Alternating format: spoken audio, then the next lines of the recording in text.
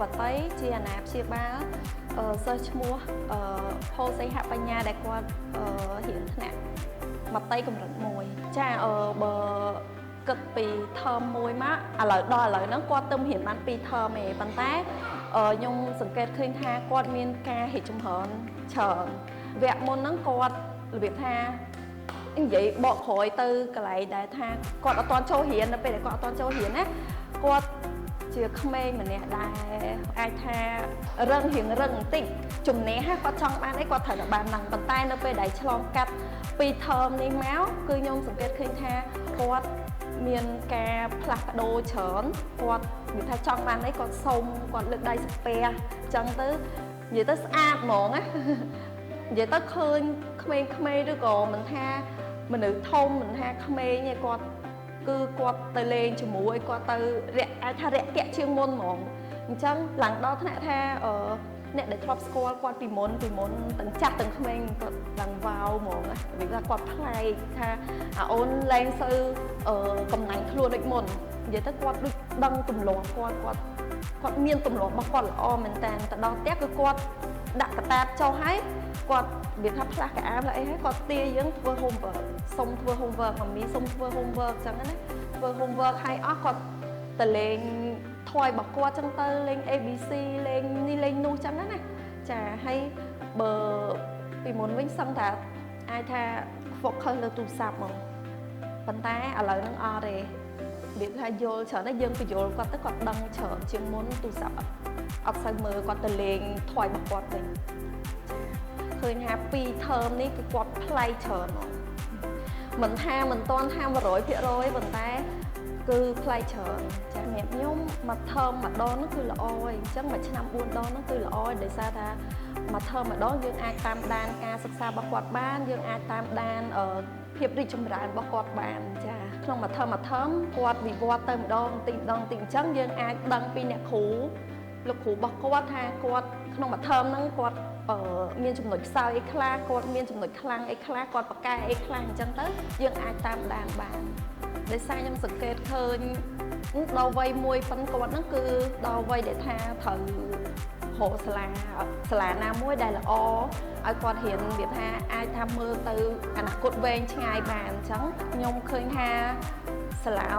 Forest Hill នេះមានកម្មវិធីសិក្សាដល់តែ3ភាសាចាហើយស្របតាមកម្មវិធីសិក្សាស្តង់ដារហើយនឹងស្របតាមកម្មវិធីសិក្សារបស់ក្រសួងរួមបញ្ចូលជាមួយនឹងខ្មែរអង់គ្លេសជាមួយនឹងចិនដែលអូនគាត់អាចរៀនតាំងពីមត្តេយ្យកម្រិត1រហូតដល់ទី12ហ្មងអញ្ចឹងខ្ញុំគិតថាហើយមួយទៀតដែលសំខាន់ហ្នឹងគឺគាត់អាចរៀនជាមួយនឹងអ្នកគ្រូជនជាតិដើមចាល្អបំផុតហ្មងអញ្ចឹងគាត់អាចរៀនជាមួយនឹងគ្រូជនជាតិដើមហ្នឹងតាំងពីគាត់ចូលមត្តេយ្យកម្រិត1ពេលដែលគាត់រៀនដល់ថ្នាក់ធំបន្តទៀតគាត់3ភាសាហ្នឹងគាត់អាចនឹងនិយាយបានស្ទាត់ជំនាញហ្មងសាលា Forest Hill គឺមានច្រើនសន្តានមែនទែនគឺមានតាំងពី playground មានតាំងពីអាងហែលទឹកមានតាំងពីតៃខ្វាន់ដូមានលបាំបុរាណខ្មែរយើងអីចឹងដែលមានរួមបញ្ចូលនៅក្នុងហ្នឹងណាអញ្ចឹងខ្ញុំគិតថានៅពេលអនាគតកូនខ្ញុំក៏គាត់អាចត្រូវតែស្គាល់ត្រូវតែដឹងពីជំនាញអស់ហ្នឹងដែរចំណុចសំខាន់មួយទៀតគឺអ្នកគ្រូលោកគ្រូគាត់រុះរាយរាក់ទាក់មែនតើតាំងពីថ្ងៃដែលគាត់ចូលមកដំបូងឡើយក៏សារដូចគ្នាគ្រាន់ថាថ្ងៃដែលគាត់ចូលមកដំបូងហ្នឹង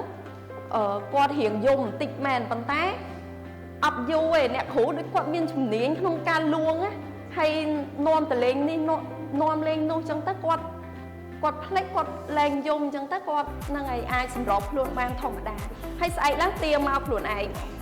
ទាមករៀនអញ្ចឹងទៅឥឡូវហ្នឹង3សាលាមួយថ្ងៃអត់បានទេនឹកសាលានឹក teacher នឹកអីចឹងទៅចំណុចល្អបន្ទាប់ទៀតហ្នឹងគឺសាលាគឺមានបន្ទប់ពេទ្យហើយមានអ្នកគ្រូពេទ្យប្រចាំការនៅហ្នឹងហ្មងអញ្ចឹងនៅពេលដែលអូនគាត់ក្តៅខ្លួនឬក៏មានគ្រោះថ្នាក់តិចតួចណាមួយអញ្ចឹងអ្នកគ្រូអាចជួយសង្គ្រោះបឋមភ្លាមឲ្យយើងកក់ក្តៅហ្មងណាចំណុចសំខាន់មួយទៀតហ្នឹងអ្នកគ្រូគឺគាត់យកចិត្តដាក់មួយអូនហ្មងតាំងពីការញ៉ាំតាំងពីការគេងការរៀនការអីហ្នឹងគឺ take care care ហ្មងហើយអូនតាំងពីចូលមកតាំងពីអត់ទៅចេះញ៉ាំបាយឥឡូវហ្នឹងញ៉ាំបាយអស់ហើយសុំថែមទៀត teacher ឲ្យថែមទៀតដោយសារមមីប្រាប់ថារៀងឡើងគីឡូលើសហើយអញ្ចឹងបាច់ថែមហើយអ្នកគ្រូពេទ្យអីហ្នឹងគឺគាត់និយាយថា take care អូនខ្លាំងចាហើយជាចុងក្រោយគឺខ្ញុំសូមលើកទឹកចិត្តដល់អាណាព្យាបាលទាំងអស់ដែលមានកូនទូចដែលត្រូវដល់ពេលដែលដើររកសាលាឲ្យគាត់រៀនហ្នឹងណាចាខ្ញុំសូមលើកទឹកចិត្តឲ្យគាត់មកចុះឈ្មោះរៀននៅសាលា Forest Hill នេះដែរព្រោះ